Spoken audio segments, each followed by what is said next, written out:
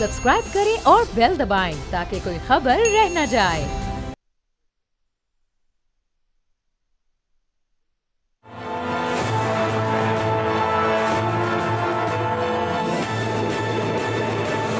अस्सलाम वालेकुम, मैं हूं जहांगीर। आप देख रहे हैं प्रोग्राम तज्जिया। और बिलाखिर 16वीं कौमी असम्बली का क़याम अमल में आ चुका है और तमाम अरकान असम्बली ने, 9 मुंतखब अरकान असम्बली ने हल्फ भी उठा लिया।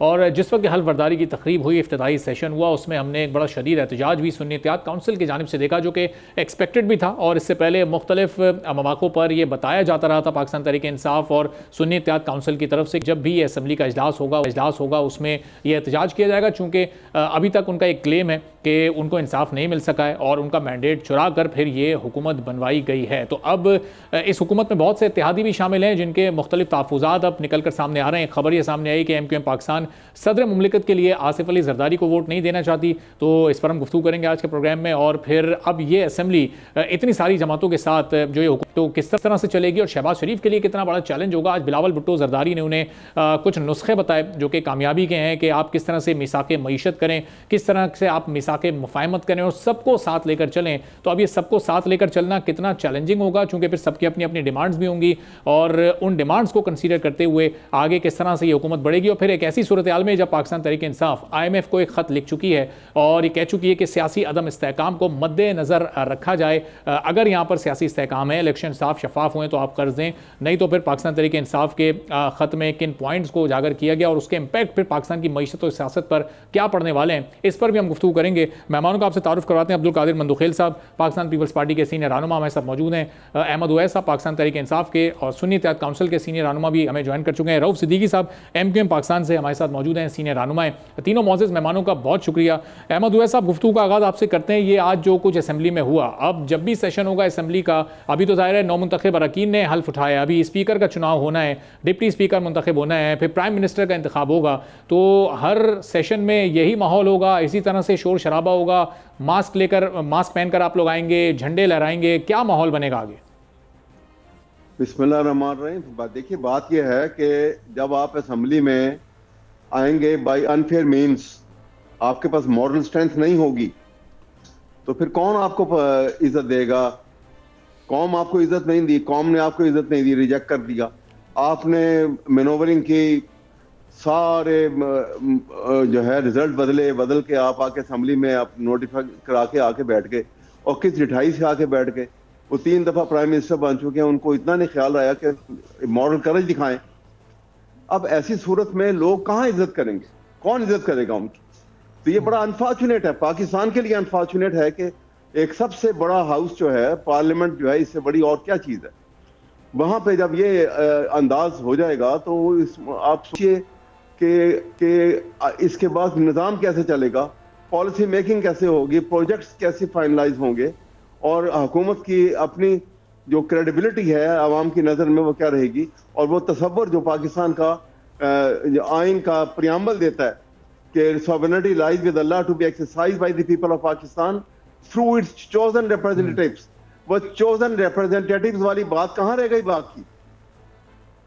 ये तो बड़ा एक अहमद साहब, तहफ़्फ़ुज़ात दूसरी जमातों को भी हैं, पीपल्स पार्टी और दीगर जमातों को भी ये तहफ़्फ़ुज़ात हैं इलेक्शन के नताइज पर, लेकिन वो कह रहे हैं कि सिस्टम को आगे बढ़ने दें और फिर साथ साथ जो कानूनी मामलात हैं, जो कानूनी पेचीदगियां हैं, उन पर भी कानूनी फोरम्स पर वो अपने इन तहफ़्फ़ुज़ात को दूर करेंगे। देखिए ना, उनको तो 2-1 सीटों के ऊपर कहीं हुए, बिलावल भुट्टो लाहौर से हार गए, उनको उसका ये तहफ़्फ़ुज़ात। लेकिन जो मैसिव रिगिंग करके नून लीग को मेनली उनको इतनी सीटें दिलवाई गई हैं जो कि डिजर्व नहीं करते थे। लाहौर की सीट, यानी मानसरा की सीट वो हार गए। लाहौर की सीट में जिस तरीके से उसको जिताया गया है, वो सारी मैं खुद कंडक्ट कर रहा हूँ उस केस को कोर्ट के अंदर। आप सोच नहीं सकते हैं कि क्वांटम ऑफ रिगिंग क्या है उसके अंदर। तो मैं ये आपको बताना चाह रहा हूँ कि तो मंदुखेल साहब, ये जी मैं आता हूँ। अहमद साहब, जरा पॉइंट आपका आगे जरा। मंदुखेल साहब को भी चूंकि नताइज पर एतराज़ात थे, तहफ़्फ़ुज़ात थे और उनकी जमात को भी कई सीटों पर एतराज़ात थे। तो मंदुखेल साहब, ये असम्बली का पहला सेशन हुआ और हमने ये माहौल देखा। अब चूंकि बहुत बड़ी तादाद में लोगों को इलेक्शन के नताइज पर एतराज़ात हैं, तो असम्बली का फिर ये इसी तरह से माहौल रहेगा तो ये हुकूमत मुस्तहकम कैसे हो सकेगी, ये बड़े फैसले कैसे कर सकेगी आगे कानून साजी में और दीगर अहम मौशी फैसलों में? तो फिर ये ऐवान मछली बाजार का मंजर पेश करेगा। जी यकीनन जो ओएसा बता रहे थे कि बहुत सारे हल्कों पे हमें भी एतराज़ था, खसूसी तौर पे मैं अपने हल्के NA 242 का, जहाँ हमने MQM के लोगों से रंगे हाथों उनसे थैला नहीं थैलियाँ 25 से 30 हज़ार वोट छीने हैं, जो रोज़ अभी आपको भी दिखा सकता हूँ मैं।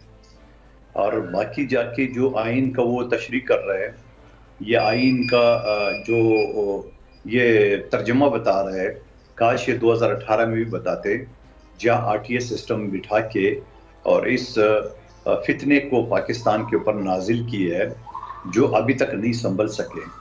उन्होंने क्या कुछ नहीं किया, आप मुझे बता दे कि उन्होंने अपने सीट के लिए सदर पाकिस्तान का, डिप्टी स्पीकर का, साबिक प्राइम मिनिस्टर का जो करतूत है वो तो वो सब खुद बता सकते हैं। सुप्रीम कोर्ट ने अपनी जजमेंट में कहा कि उन्होंने आइन शक्ल की है।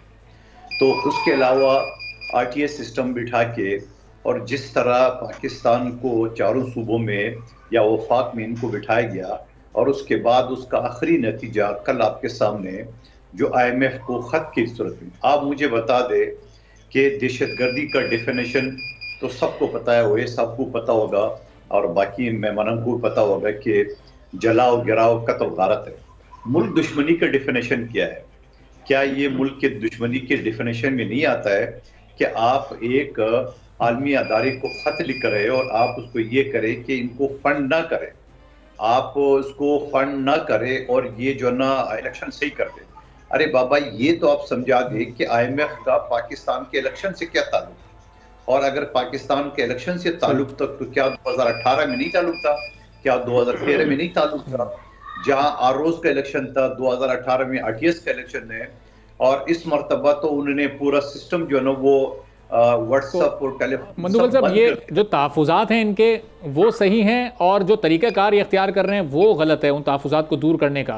तहफ़्फ़ुज़ात की तक तो आप इनसे एग्री करेंगे कि जो ये कह रहे हैं इलेक्शन में नताइज आगे पीछे हुए हैं, चूँकि इन लोगों के पास फॉर्म 45 सबूत के तौर पर मौजूद हैं जो ये प्रोवाइड करने को भी तैयार हैं। देखिए, फॉर्म 45 को मैं गलत कहूँगा। जो लोग कहते हैं हमारे पास सबूत है, मेरे हल्के NA 242 में रिटर्निंग अफसर और DRO ने प्रिजाइडिंग अफसरान से एडवांस पे ब्लैंक साइन लेके ले लिया, और जो एट द स्पॉट तकसीम किया गया उनको वो जाली डिक्लेयर कर रहे हैं। और इसी तरह OS साहब की भी जो फॉर्म 45 है, आप इनकी RO से पूछ लो, वो उनको बोलेगा ये जाली है।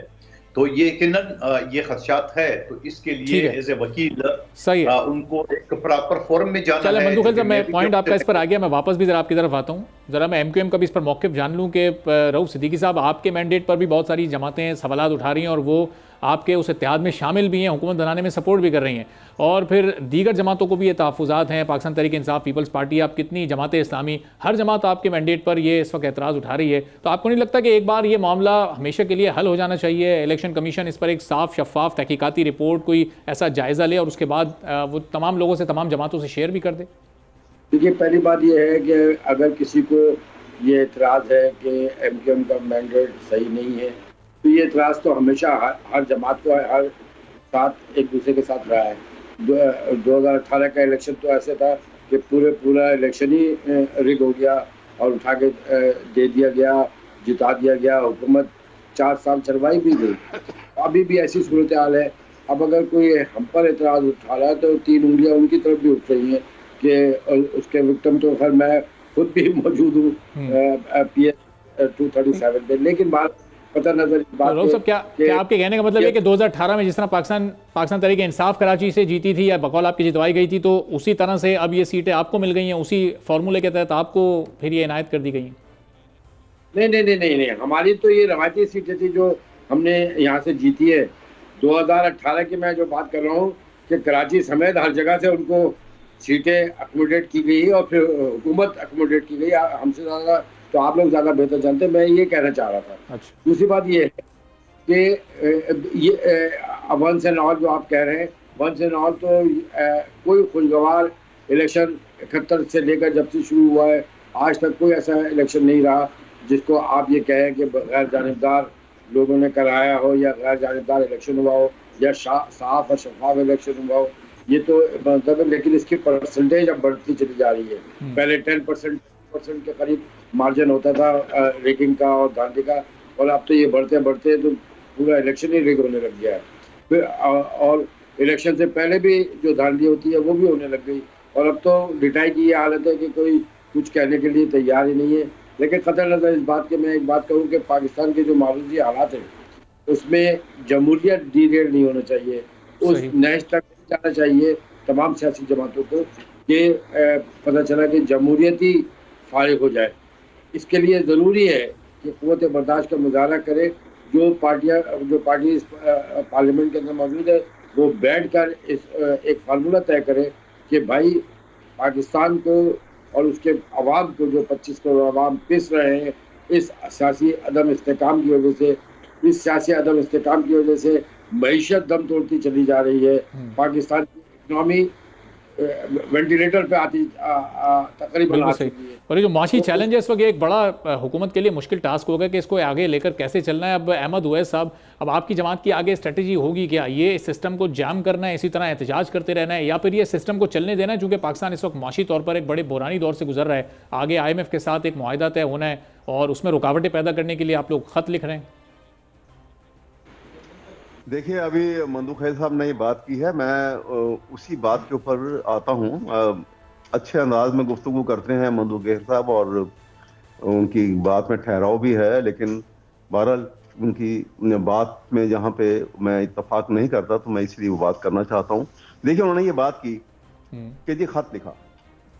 देखिए, सवाल ये है कि ये खत उन्होंने ये नहीं लिखा कि इनके जो फंड हैं आपने को देना था इनको, वो रोक दो। उन्होंने कहा है कि इसकी ऑडिटिंग करें। जो इतना शोर मचा है पाकिस्तान के अंदर कि इलेक्शन, देखें उनकी कमिटमेंट क्या है। IMF जो है ना, उसका जो चार्टर है उसकी कमिटमेंट ये है कि डेमोक्रेसी को वो प्रिजर्व करने के लिए वो फंड देते हैं कि डेमोक्रेटिक सेटअप रहे। और डेमोक्रेटिक सेटअप जो है वो रहने के लिए फिर ट्रांसपेरेंट इलेक्शन जरूरी है। अब फिर फ्री एंड ट्रांसपेरेंट इलेक्शन जो है वो आपके सामने, अभी आपने सबकी बाकियों की गुफ्तगू भी सुन ली, वो नहीं हुए। अब जब नहीं हुए तो क्या इमरान खान वहां पे झूठ बोले कि जी बड़े अच्छे इलेक्शन हो गए? उसने तो कहा है कि भी आप इसका ऑडिटिंग का इसकी ऑडिटिंग करवाएं। तो अहमद साहब, ये आप लोग तो डायरेक्ट IMF के पास, एक बैरूनी फोरम के पास चले गए। आपने क्या सारे मुल्की फोरम्स पर ये एप्लीकेशन दे दी, अपील कर दिया, चैलेंज कर दिया? Islamabad high court, Lahore high court, supreme court. जब एग्रीमेंट नहीं हुआ था उस वक्त भी जमान पार्क आके मिलके गए थे और इलेक्शन के मुतालिक की बात हुई थी, फेयर एंड ट्रांसपेरेंट इलेक्शन की। अगर आप कहिए कि पाकिस्तान को नुकसान पहुंचा तो सही नुकसान कब पहुंचा था? मैं वो एक वाकया बता देता हूं आपको। वो वाकया 1990 का है। 1990 में जब मोहतरमा बेनजीर शहीद की हुकूमत को फायर कर दिया था गुलाम रज़ा खान ने, और उसके बाद उसके 2 महीनों के बाद, 1.5 महीने के बाद पीपल्स पार्टी की हाई कमान पाकिस्तान के न्यूक्लियर प्रोग्राम का टोटल ब्लूप्रिंट लेके अमेरिका में जाके उनके हवाले कर दिया था, जिसके ऊपर प्रेसिडेंट अमेंडमेंट बिल आया था और पाकिस्तान के ऊपर परमानेंट सैंक्शन लग गई थी कि आपको एड नहीं दी जाएगी क्योंकि आप न्यूक्लियर पार्क के ऊपर काम कर रहे हैं। ये मैं बात नहीं कर रहा हूं, ये हिस्टोरिकल फैक्ट है और ये सबको मालूम है इस बात का। President amendment bill. चलो, ये इस पर मंदू खैल साहब चूंकि मुस्कुरा रहे हैं वो इस पर जवाब देंगे, लेकिन आप ये जो नुक्ता बयान कर रहे थे कि वो इलेक्शन से पहले आकर तीनों बड़ी सियासी जमातों से मिलकर गया IMF का वफ्द, तो वो तो जाहिर है उन्हें वो इसलिए मिलते हैं कि आने वाली हुकूमत को वो फोर्स ही कर रहे होते हैं कि इन्हीं में से कोई जमात आएगी, हुकूमत बनाएगी, तो वो अपना वर्किंग रिलेशनशिप पहले से उसको कायम कर लें। हाँ, तो उनको बताएंगे भाई हुकूमत का हक तो हमारा था, हमसे छीन लिया, रिगिंग की है और ये हालात हैं, आप इसकी ऑडिटिंग करवा लें, हम गलत नहीं कह रहे हैं। हम कैसे कहते हैं उनको? तो अहमद साहब, पहले आप अपनी अदालतों के पास तो चले जाएं, पहले ये इंसाफ अपनी अदालतों में तो हो जाए। अगर आप हम अपनी अदालतों के पास गए हुए हैं, वो अदालतों में अगर हम उसके ऊपर बैठे रहेंगे तो 4-5 साल पूरे हो जाएंगे, अदालतों का निजाम नहीं खत्म होगा, ये फैसले ही नहीं होंगे। कितनी सीट्स को आपने चैलेंज किया है? कितने नतीजों को आपने अदालतों में चैलेंज किया अब तक? हमने तो इस वक्त कोई 50 से ज्यादा को कर दिया चैलेंज। अच्छा, और उसके सबूत शवाहिद आपके पास हैं मौजूद? हमारे हर एक ने अपने अपने रखे। जो मैं आपको बता रहा हूँ, डॉक्टर यास्मीन राशिद जो मियां नवाज शरीफ वाला हल्का था, 130 लाहौर NA 130, उसके पूरे आप अलार्मिंग, अगर मुझे 2 मिनट दें तो मैं आपको बता देता हूँ। 376 टोटल पोलिंग स्टेशन थे और उसमें से जो लास्ट रिजल्ट जब तक इन्होंने अनाउंस किया उसके बाद देखा कि ये जीत रही है तो वो उसकी अनाउंसमेंट बंद कर दी थी। वो 343 पोलिंग स्टेशनों का रिजल्ट थे, जिसमें यास्मीन राशिद के 1,01,000 वोट था और मियां नवाज शरीफ का 80,000 प्लस में वोट था। 20,000 वोट का डिफरेंस था उस वक्त, और यहां पे आके बंद कर दिया। यहां पे आके वो पुलिस सीनियर ऑफिसर आ गए रिटर्निंग ऑफिसर के कमरे में, पोलिंग एजेंट को हमारे जो था उसको बाहर निकाल दिया, और फिर उस एजेंट को भी उसको रिटर्निंग ऑफिसर को बदल दिया क्योंकि उसने इनकार कर दिया था। फिर नया एजेंट आया आधी रात को, और उसके बाद जो रिजल्ट अनाउंस किया वो 33 जो पोलिंग स्टेशन बाकी बचे थे उनमें मियां नवाज शरीफ को 1,04,000 वोट दिए गए और यास्मीन राशिद को 2552 वोट दिए गए। हो क्या रहा है? और वो हमारे ठीक है। अच्छा, इसका जो फॉर्म 47 भी जारी हुआ था जी अहमद साहब, ये बिल्कुल केस आपने अपना बयान कर दिया, नुक्ता आपका बिल्कुल समझ आ गया। मंदू खेल साहब, ये NA 130 का जब फॉर्म 47 भी जारी हुआ था तो उसमें जो इनिशियल फॉर्म था सिर्फ 4 कैंडिडेट्स को वोट पड़े थे, बाकी 11, 12 या 13 कैंडिडेट्स को तो 0 वोट्स पड़े हुए थे कि उन्होंने अपने आप कोई वोट नहीं दिया था। फिर वो बाद में वो सही होकर सामने आया। तो ये इस तरह की गलतियाँ, ये क्या ह्यूमन एरर था या फिर वाकई ये शकूक व शुबात पैदा कर रही हैं? अब ये सबूत के तौर पर मौजूद हैं PTI सुन्नी इत्तेहाद काउंसिल के अरकान के पास, तो अब इन केसेस का तो आपको नहीं लगता कि जल्द अज जल्द फैसला होना चाहिए? जो वे साहब ने बात की है, ये कानून के तालिब इल्म है, मैं भी कानून का छोटा सा तालिब इल्म हूँ। कानून में 2 किस्म के होते हैं, एक होता है किसी पे इल्जाम लगाना, एक होता है प्लीड गिल्टी यानी जुर्म कबूल करना। जो ये प्रेसलर तरमीम की बात कर रहे हैं, जिस पार्टी ने एटम बम की बुनियाद रखी वो गोया अपने एटम बम को सरे बाजार बेच सकता है या बदनाम कर सकता है। पहला सवाल। इल्जाम तो मुख्तलिफ डिक्टेटर ने हम पर बहुत कुछ लगाया। एक जुर्म यह है प्लीड गिल्टी यानी फर्द जुर्म से इनकार नहीं बल्कि इकरार करना। आप IMF को जो खत लिख रहे हो, आप फर्द जुर्म पर इकरार कर रहे हो, आप जुर्म कबूल कर रहे हो। और फिर दूसरी बात, आप खुद एक सीनियर वकील हो, आप हमारी अदालतों पर अदम एतमाद आज से जाहिर कर रहे हो। इसमें कोई शक नहीं है कि 2018 का जो केसेस थे वो अभी तक चल रहा है, लेकिन इसका मतलब ये नहीं है कि आप आलमी फोरम से राब्ता कर दें कि पाकिस्तान के अंदर कर। क्या 2018 में फेयर इलेक्शन हुआ था? क्या 2013 में फेयर इलेक्शन हुआ था? वो तो आपको नजर नहीं आया। दूसरी बात ये कहना चाह रहा हूं, और ये जो बातें कर रहे हैं कि फॉर्म 45, 47, मैं दोबारा रिपीट करता हूं, फॉर्म 45 को तो इलेक्शन कमीशन मानता ही नहीं है। वो फॉर्म 45 मानता है जो उन्होंने अपलोड किया है। मैं दोबारा को मेरे हल्के में जहां मुस्तफा कमाल साहब को 2 महीने पहले जिताने का ऐलान किया है, उसके फॉर्म 45 पहले ही रिटर्निंग अफसर ने ब्लैंक लिए। सबसे सबूत है हमारे पास सारे, और गेट के दरवाजे पे 25 से 30,000 बैलेट पेपर हमने छीने। मैं अभी आपको दिखा रहा हूं, थोड़ी देर में सीट पे बैठा हूं। सवाल यह है, जो बात आपका दूसरा सवाल क्या था, मैं ज़हन से निकल गया, पहले पीछे उलझ गया। मैं वो कहता NA 130 की जो मिसाल दी अभी इन्होंने मियां नवाज शरीफ और यास्मीन राशिद साहिबा वाले मामले की, तो वहाँ पर वो फॉर्म 47 आपको याद होगा जो इनिशियली सामने आया था, जिसमें कोई 13-14 उम्मीदवारों के वोट 000 थे। तो ये क्या इस तरह ये सिर्फ ह्यूमन एरर्स हुए हैं या ये फिर इस तरह के फॉर्म 47 अपलोड करना और मंजर-ए-आम पर आना, वो तो फिर शकूक व शुबात पैदा कर रहा है? मैंने आपको इससे पहले इसके जवाब दे दिए है। मैं नहीं कहता हूँ नवाज शरीफ साहब जीता था या हारा था। मैं तो आपके सामने ये सवाल रख रहा हूं कि फॉर्म 45 तो एक बोगस, एक फजूल डॉक्यूमेंट्स जो पोलिंग एजेंटों को तकसीम किया है, क्योंकि प्रिजाइडिंग अफसरान से तो ब्लैंक साइन ले लिए। आप मुझे बताओ, कोयटा का एक MNA को जो दस्तबरदार हो गया था, वो गालबन कोई 8वें नंबर पे था, 8वें नंबर पे भी नहीं होगा, वो आखिरी नंबर पे था क्योंकि दस्तबरदार हुआ था। उसकी नोटिफिकेशन जारी कर दी जीतने की।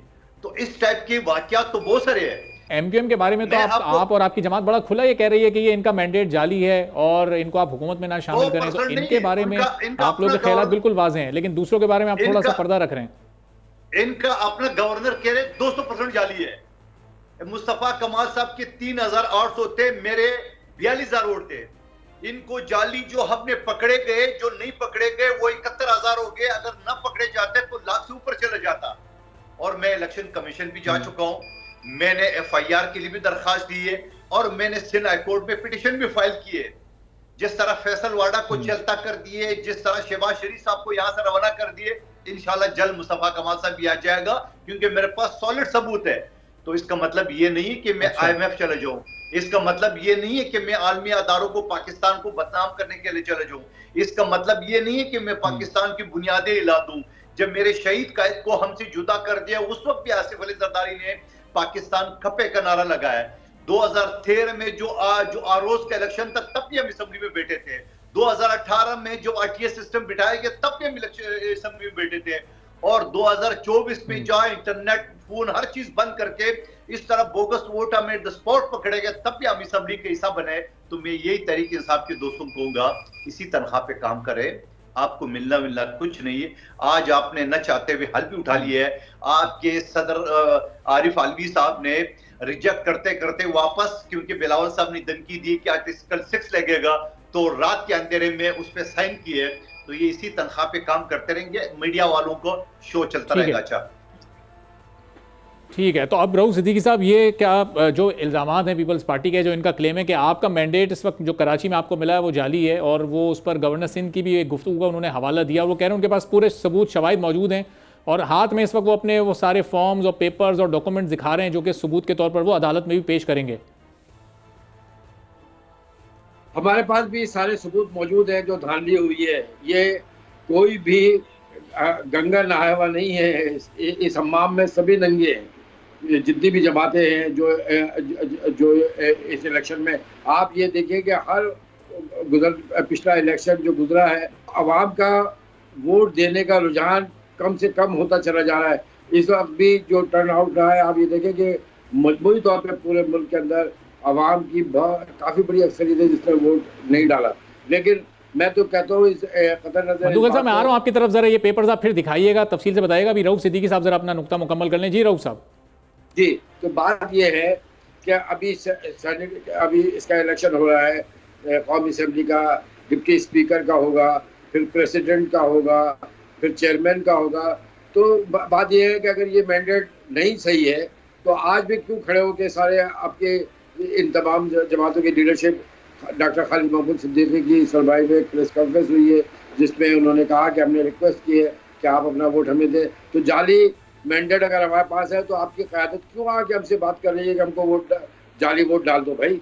अभी प्रेसिडेंट का वोट आएगा तो ना आए ना। मैं तो ये कह रहा हूँ कि अगर आपको मैंडेट ही पसंद नहीं आ रहा और आपका ये डिस्क्रिमिनेशन ही रहना है हमेशा के लिए, तो आपको ये बात करने की जरूरत भी नहीं है।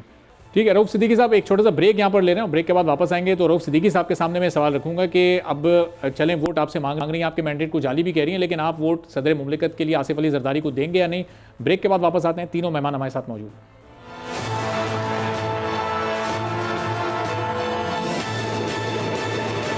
फिर आपको प्रोग्राम में खुशामदीद कहेंगे। अब्दुल कादिर मंदुखेल साहब, रऊफ सिद्दीकी साहब, अहमद उवैस हमारे साथ मौजूद हैं। रऊफ साहब, ये ब्रेक से पहले आपका ये एतराज़ था कि आपके मैंडेट को कई सियासी जमातें जाली भी कह रही हैं, फिर आपके पास वोट मांगने भी आ रहे हैं, आपकी सपोर्ट मांगने भी आ रहे हैं।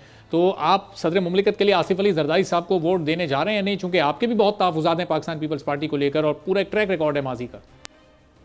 हमारे तहफ़्फ़ुज़ात तो बाकी पार्टियों से भी है पीपल्स पार्टी के साथ। लेकिन एक बात मैं आपको बताऊँ कि जो गवर्नर साहब की वीडियो लीक्स के बारे में बात हो रही है, जो मैंने सुना, वल्लाह आलम सही है गलत है, मैं पाकिस्तान में नहीं था, तो उन्होंने ये कहा था कि हमारे मैंडेट को पीपल्स पार्टी ये कह रही है कि 100% जाली है।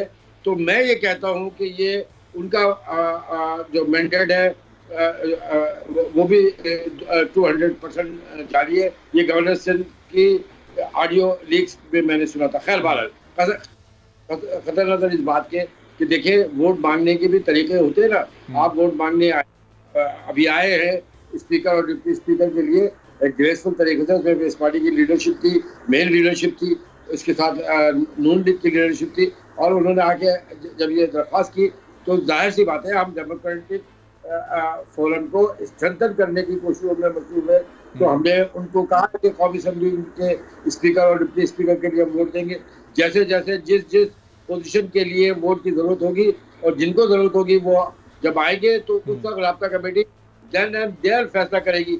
हम मिनट टू मिनट फैसले करते हैं। आपको जब भी डॉक्टर खालिद महमूद सिद्दीकी जो सरबराह है पार्टी के, जब उनका ऐलान आप देखें या मुस्तफा कमाल या डॉक्टर फारूक सत्तार का बयान देखें, तो आपको ये अंडरस्टैंड होना चाहिए कि इससे चंद मिनट पहले या चंद लम्हे पहले या चंद घंटे पहले राब्ता कमेटी का मुत्तफ़िक़ा फैसला हो चुका है या इत्तेफाक राय से कोई फैसला हुआ है जिसको यानी अभी तक ना नहीं है पीपल्स पार्टी के लिए। अभी आप ये नहीं कह रहे कि हम जरदारी साहब को वोट नहीं देंगे, अभी ऑप्शन है 50-50 कह सकते हैं इसको।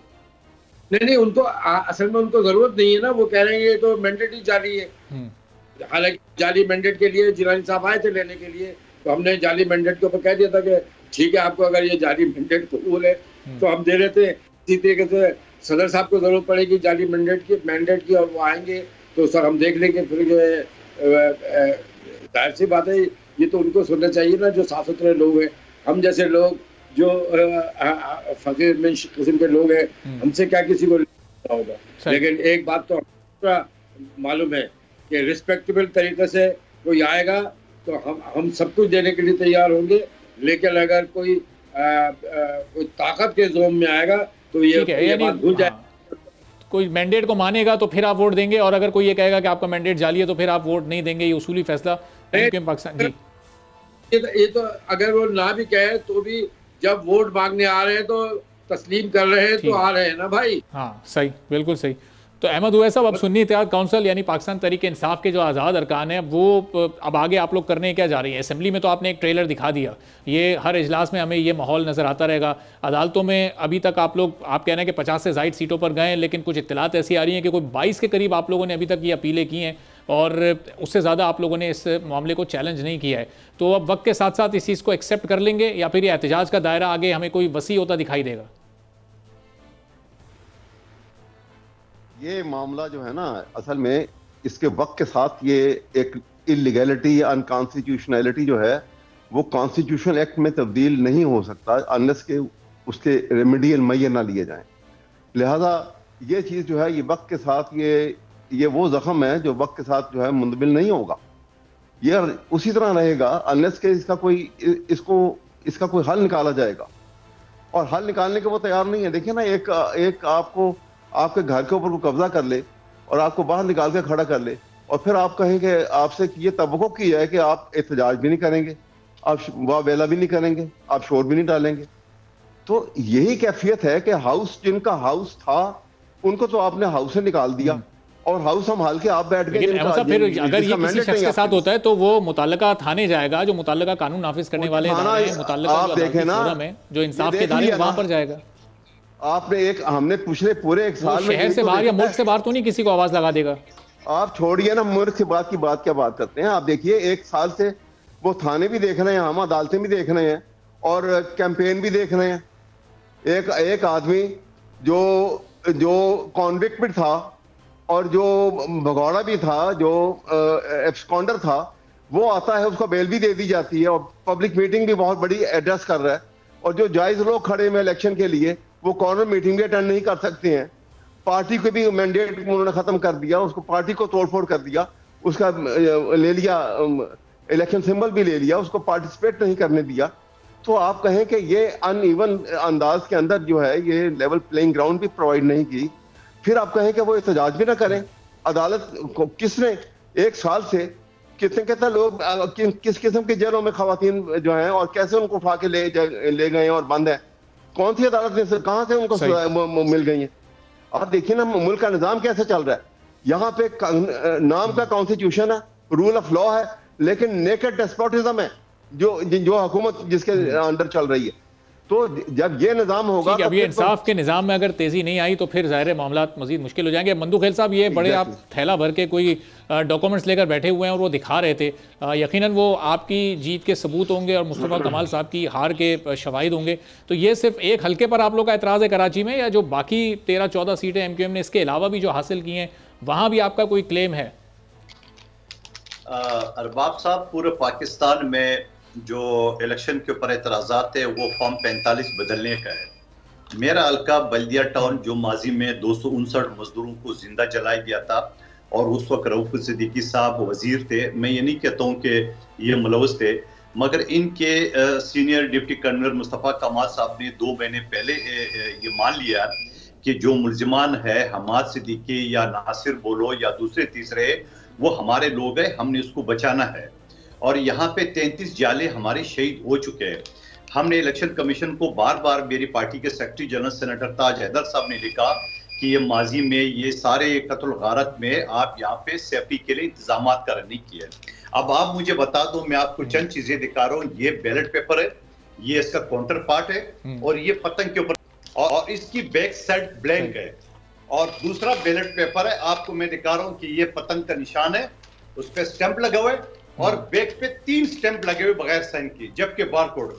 और इस तरह जाके बंडल बना के आपके नजर से वो वीडियो गुजरी हुई कि जो इनकी खवातीन बैलेट पेपर में डाल देते वो ये सारे, और ये करके तकरीबन 25 से 30 हजार बैलेट पेपर जो एमक्यूएम के स्टैंप लगे हुए ये मंदुखल साहब, ये वही पेपर्स हैं जो एक आपने पोलिंग स्टेशन पर ताला तोड़कर और फिर बॉक्स जो आपने उसको तोड़कर वो निकाले थे, वो जो एक वीडियो आपकी भी आई थी, वो कोई 1 मिनट की ड्यूरेशन की वीडियो जिसमें आप चंद लोगों के साथ अंदर दाखिल हो। बिल्कुल गलत है। मैंने बैलेट पेपर बॉक्स से नहीं निकाले। अगर उस वीडियो को आप दोबारा रिपीट करके देख लें, बाहर जाते हुए वहां पे लोगों ने मुझे दिए कि ये अंदर जा रहे थे, हमने छीन लिए।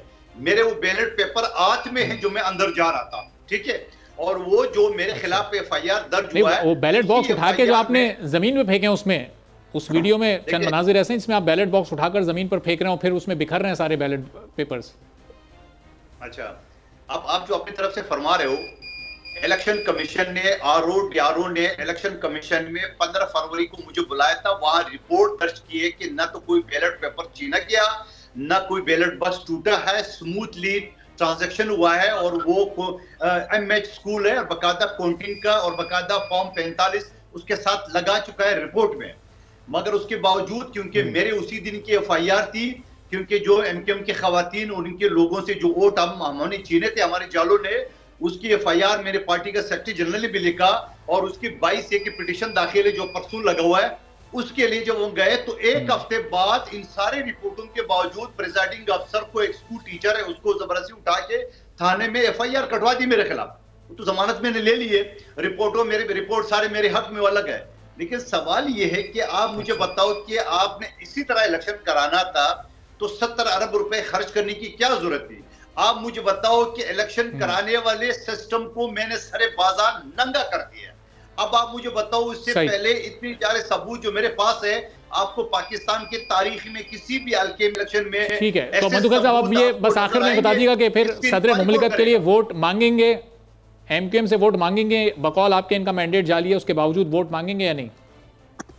मैं तो एक आम सा रुकन हूं, एक कैंडिडेट था, ये पार्टी का तर्जुमान बताएंगे, पार्टी के बड़े बताएंगे, उसके ऊपर मेरी ठीक है, चलिए पार्टी फैसला करेगी कि आगे MQM से सदर मुमलिकत के लिए वोट लेना है नहीं। बहुत बहुत शुक्रिया अब्दुल कादिर मंदुखेल साहब, रऊफ सिद्दीकी साहब, अहमद उवैस साहब हमारे साथ मौजूद है। एक छोटा सा ब्रेक ले रहे हैं। ब्रेक के बाद जब वापस आएंगे तो मुस्लिम लीग नून का इस पूरी सूरत पर मौक़िफ़ जानेंगे कि इतने ज़्यादा चैलेंजेस हैं तो इस हुकूमत को वो लेकर आगे कैसे चलेंगे, और फिर जो कोलिशन पार्टनर्स हैं उनको किस तरह से वो सेटिस्फाई करके आगे लेकर चलते रहेंगे। एक ब्रेक के बाद वापस आएंगे।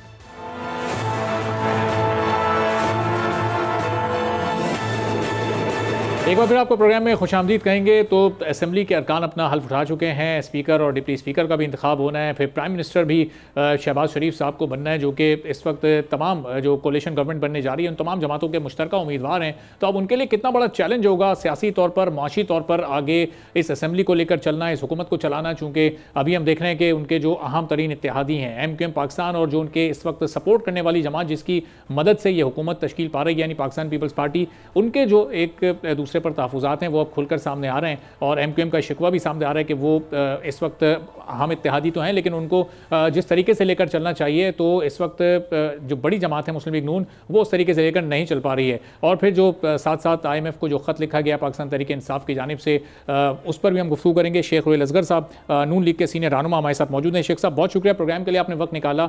सबसे पहले तो ये बताइएगा कि नून लीग ने ज़ाहिर है ये हुकूमत बना ली है और अब वज़ीर आज़म भी शहबाज शरीफ साहब 3 रोज़ के बाद बन जाएंगे, तो चैलेंजेस कितने बड़े हैं इस वक्त इस हुकूमत को? पाकिस्तान पीपल्स पार्टी काबीना का हिस्सा नहीं है, हुकूमत उन्होंने आपकी बनवा दी, MQM की अपनी डिमांड्स हैं, उनको भी लेकर चलना है, पीपल्स पार्टी को भी लेकर साथ चलना है। बहुत शुक्रिया आपका। मैं आपकी ये बात समझ नहीं पाया कि अभी ये सवाल जो आप कर रहे हैं मेरे ख्याल में बहुत जल्द नहीं है कि अभी तो हुकूमत बनेगी। जब हुकूमत का मतलब होता है कि आपकी कैबिनेट, जब कैबिनेट तशकील पा जाएगी, जब लोग अपने अपने ऑफिस में चले जाएंगे, जब वो देखेंगे, उसके बाद मेरे ख्याल में शायद ये सवाल आपका बनता है कि एमकेएम के कुछ तहफ़्फ़ुज़ात हैं। अभी इस वक्त क्या तहफ़्फ़ुज़ात है? अभी तो कुछ नहीं है। अभी तो मेरे ख्याल में आज हल उठाया गया, फिर उसके बाद एक स्पीकर का इंतखाब होगा, फिर डिप्टी स्पीकर का इंतखाब भी होगा, और फिर उसके बाद वज़ीर आज़म जो है वो अपना वोट ऑफ कॉन्फिडेंस लेंगे, फिर उसके और नहीं वोट ऑफ कॉन्फिडेंस नहीं, उसके बाद उनका एक नॉमिनेशन होगी, फिर उसके बाद उनका हल्फ होगा, फिर उसके बाद उनका वोट ऑफ कॉन्फिडेंस होगा, फिर उसके बाद एक कैबिनेट तश्कील पाएगी। असल फिर उसके बाद शुरू होगा। मैं इससे पहले भी ये कह चुका हूँ कि असल इम्तिहान तो शुरू होगा हुकूमत बनने के बाद। और देखते हैं, आज मैं पता सुन रहा था कि शायद डिप्टी स्पीकर जो है पीपल्स पार्टी की तरफ से होगा, और जैसे पिछले सुना था कि सदर भी पीपल्स पार्टी की तरफ से होगा। अब रह गया आपका कैबिनेट का हिस्सा बनना। तो मेरे ख्याल में सवाए पीपल्स पार्टी के बाकी सारे इत्तेहादी कैबिनेट में होंगे, और मेरा ख्याल है कि कुछ अरसा चलने के बाद, क्योंकि पीपल्स पार्टी की सियासी जमात है ना, वो सियासी सोच रखते हैं, एक उनका ब्रॉडर विजन है उनका, तो मेरे ख्याल में शायद वो इस इंतजार में है कि देखें हुकूमत तश्कील पा जाती है और उसके बाद क्या हालात पैदा होते हैं, और चूंकि इत्तेहादी तो होंगे, और फिर उसके बाद मेरा ख्याल है कि थोड़े अरसे के बाद वो भी हुकूमत ज्वाइन करेंगे, मुझे लगता है। मैं अच्छा, पक्की बात तो नहीं कह सकता। अभी उनके कैबिनेट का हिस्सा ना बनने की आपको क्या वजह समझ आती है? क्योंकि अभी माजी में जो इलेक्शन कैंपेन हुई उसमें बड़ी तलखी रही है दोनों जमातों के दरमियान, क्या वो एक वजह है, या फिर उन्हें आगे जो चैलेंजेस हैं वो नजर आ रहे हैं कि इन चैलेंजेस का बाहर और मलबा, मुश्किल फैसलों का पूरा मलबा वो नून लीग खुद उठाए और वो फैसले ले ले और फिर उसके बाद वो कैबिनेट में आए? नहीं, आपकी किसी हद तक एक चीज तो समझ आती है जो आप फरमा रहे हैं ना, कि इलेक्शन से पहले बड़े सख्त जुमले इस्तेमाल किए गए, सख्त लहजा इस्तेमाल किया गया। हालांकि मेरे ख्याल में आज जरदारी साहब का लहजा ठीक था, उनकी गुफ्तगू भी ठीक थी, लेकिन बराबर मेरे ख्याल में शायद उम्र का तकाजा है ना, जवान है, जज्बात भी जवान है, तो इसलिए मेरे ख्याल में वो जरा उस जज्बात में बह गए थे, और फिर लाहौर से इलेक्शन भी लड़ रहे थे, ये भी एक मसला था। अब दूसरा पहलू जो है ना, मैंने आपसे पहले भी अर्ज किया कि हाँ, ये बात जरूर है कि चैलेंजेस हैं, लेकिन किसी ना किसी को तो आगे बढ़ना है भाई। क्या आप मुल्क को इस तरह थोड़ी छोड़ सकते हैं? जो भी हुकूमत आएगी उसको ये चैलेंजेस तो दरपेश होंगे। अब देखना ये है कि सबसे बड़ी बात तो ये है कि खुदावंद करीम की मदद वो शामिल हाल रहेगी, तो आप उस चैलेंजेस को मेरे ख्याल में शायद हल भी कर लेंगे। और साथ साथ ये भी देखना है कि आपकी जो फॉरेन कुव्वतें हैं, जो बैरूनी कुव्वतें हैं, वो आपके साथ किस तरह बिहेव करती हैं और वो किस तरह आपको लेके चलती हैं। और यहाँ पे अगर आप मुझे इजाजत दें तो मैं एक बात अर्ज करना चाहता हूँ। मेरा अपना जाती ख्याल है और मेरा मुशाहदा ये कहता है, मेरा तजर्बा ये कहता है कि पाकिस्तान एक बहुत बड़ा इस्लामी मुल्क है। पाकिस्तान की फौज भी जो है, फौज पाकिस्तान भी इस्लामी ममालिक की सबसे बड़ी फौज है, और सबसे बड़ी बात कि आप एक न्यूक्लियर पावर हैं। तो क्या आप समझते हैं कि इस न्यूक्लियर पावर को, इतने बड़े मुल्क को आप इस तरह बेयारो मददगार छोड़ देंगे? ये मुमकिन नहीं है। ये बहुत बड़ा चैलेंज होगा उन कुव्वतों के लिए जो बाहर बैठी हुई हैं, जो आपका तमाशा देखती हैं। बस बदकिस्मती है कि हम उसको बेहतर तरीके पे उसको हम हैंडल नहीं कर सकते। मेरा ख्याल है। मैं पिछले तो शेख साहब, ये दो तरह के चैलेंजेस हैं, एक तो माशी चैलेंज और फिर ये एक सियासी चैलेंज, जो कि आज भी हमने असेंबली में जो मंजर देखा, जिस तरह शोर शराबा हुआ, एहतजाज की एक फिजा रही, ये आने वाले हर इजलास में होता रहेगा। उसके बाद ये सड़कों पर भी आ जाएगा, चूंकि इंतखाबी नताइज पर बहुत सारी ऐसी सियासी जमातें हैं कि जिनका एक क्लेम है कि जीते वो हैं और जीत किसी और को दे दी। तो इस सियासी इस्तेहकाम के लिए फिर क्या करना पड़ेगा? जल्द नताइज जारी करने पड़ेंगे, इलेक्शन कमीशन को इन जमातों को मुतमईन करना पड़ेगा? नहीं, बिल्कुल नहीं। इलेक्शन कमीशन का जो रोल था वो खत्म हो गया। अब बात यह है कि ये अब ज्यादा वैसे जिम्मेदारी जो है ना वो तो हुकूमत की है। बुर्दबारी दिखाना, बर्दाश्त, तहम्मुल, अपने मामलात को लेके चलते रहना। अपनी तरफ तवज्जो रखें, आप अपने कामों की तरफ तवज्जो रखें, आप अपने चैलेंजेस की तरफ तवज्जो रखें। और जिस वक्त आप कामयाबी के राह पे चल पड़ेंगे ना, फिर आप देखेंगे कि आहिस्ता आहिस्ता ये चीजें खत्म होती चली जाएंगी। इसका फिर एक जो सबसे बड़ी चीज जो आएगी वो आपको फिर रिएक्शन आएगा आम पब्लिक की तरफ से। अगर आप पब्लिक को फैसिलिटेट करते हैं, पब्लिक के मामला को लेकर चलते हैं, उनका को हल आप तलाश करना शुरू कर देते हैं, आप एक शक्मील सेट कर लेते हैं, आपके लोगों को पता चल जाता है, अवाम नास को ये पता चल जाता है कि जो आपका रास्ता है वो कामयाबी की तरफ अब चल पड़ा है, तो मेरे ख्याल में फिर दूसरी सियासी जमातें जो के मनफी सियासत करती होंगी उनको अवाम की तरफ से भी एक रिएक्शन आएगा। तो और जब वो रिएक्शन आएगा, अवामी रिलीफ के काम करना इस मुआशी बदहाली की सूरत-ए-हाल में आपको लगता है कि काबिल अमल होगा? चूंकि पीडीएम की जो हुकूमत थी वो 16 माह का एक ट्रैक रिकॉर्ड अवाम के भी और सबके सामने है, तो आप क्यों इस तरह मनफी सोचते हैं यार? पाकिस्तान की बात सोचिए, जो आप वो 16 महीने की बात करते हैं ना, मेरा अपना ज़ाती ख्याल है कि वो अगर आप सिर्फ एक नुक्ते की तरफ नजर दौड़ा के देख लेना, बस सिर्फ एक नुक्ता, उस वक्त सारे का सारा फोकस जो था वो था पाकिस्तान को डिफॉल्ट होने से बचाना। क्योंकि जिस वक्त आपने हुकूमत ली उस वक्त ये बात तय थी कि पाकिस्तान डिफॉल्ट के धाने पे पहुंचा हुआ है, लेकिन वो अपनी काविशों से, अपनी प्लानिंग से, अपनी अच्छी सोच से आपने पाकिस्तान को उस चीज से तो आपने निकाल लिया। अब आगे आ जाते हैं आपके मुआशी मामला। मैंने आपसे बड़ी तफसील में बात कर दी है, खैर मैं कोई मुआशी माहिर तो हूँ नहीं, तो आपको मुआशी माहिर बता सकते हैं तो किस तरह उसकी पेशबंदी कर सकते हैं। लेकिन अब साहब ये ज़ाहिर है कि मुआशी मामलात इसलिए बड़े मुश्किल हैं कि आगे आपको कल मियां साहब ने कहा, मियां नवाज शरीफ साहब ने, कि साल 1.5 साल बड़ा मुश्किल वक्त है। और इससे पहले जब इलेक्शन कैंपेन चल रही थी तो वहाँ पर हम बड़े बड़े प्रोग्राम सुन रहे थे, वहाँ पर तो हम तनख्वाहें बढ़ाने की भी बात कर रहे थे, वहाँ पर तो हम बिजली फ्री देने के फॉर्मूले भी बता रहे थे। तो अब जब हुकूमत में आते हैं या हुकूमत बना रहे होते हैं तो उस वक्त बिल्कुल सोच और नज़रिया और अंदाज़ बिल्कुल मुख्तलिफ हो जाता है, और कैंपेन के वक्त बिल्कुल वादे और दावे मुख्तलिफ होते हैं।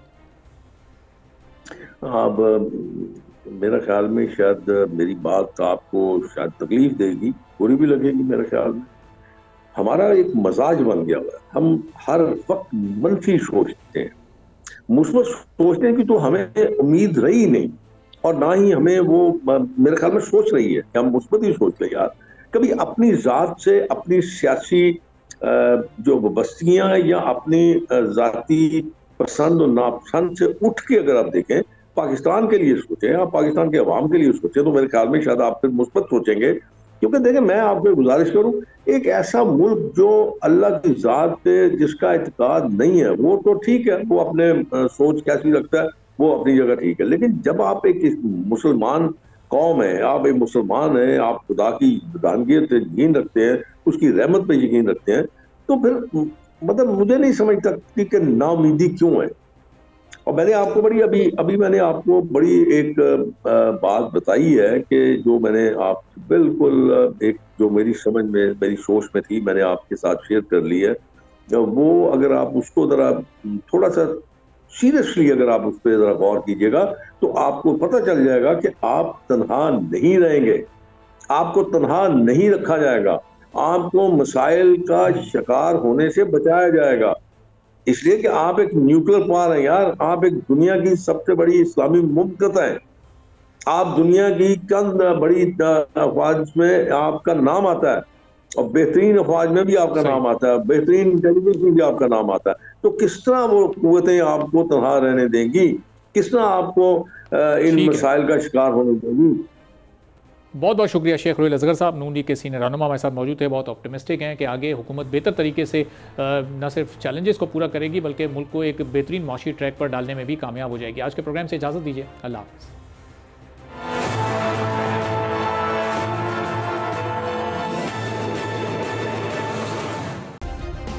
सब्सक्राइब करें और बेल दबाएं ताकि कोई खबर रह न जाए।